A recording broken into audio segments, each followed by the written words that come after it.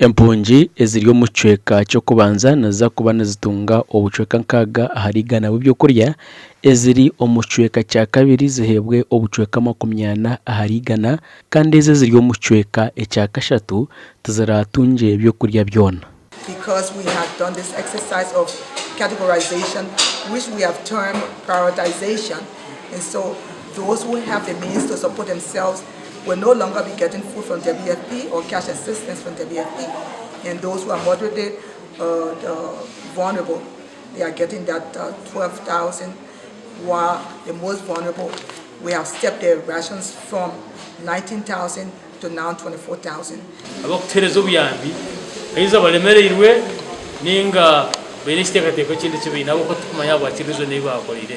Emeredewo orukoranka mukuru wa World Food Program area habwa South West nagira ngo bwahati tubachereza mpungi byokurya nkoko babire no bakora ngo iki kihindukire.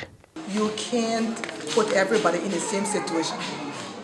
If I'm able to work, manage on my own, I need to step aside so that what was given to me before can be reallocated or redeployed to other people who are more vulnerable.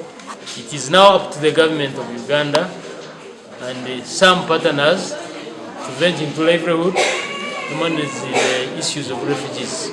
Aba okugambe ebi no babire nibiguraho ebyombeko bibiri ebyamarwaro agaramo kaborogota hamwe na kanoni kwera omuhuru ya matano child health and nutrition omu Kyaka ya kabiri refugee settlement camp. So we have something now that they can come to during the rains, during the sun, they can come here to get support. Ebyombeko ebi ebirukumanywa nka sheds bimazireho obuhumbi burukorenga 297 omu sente za Uganda.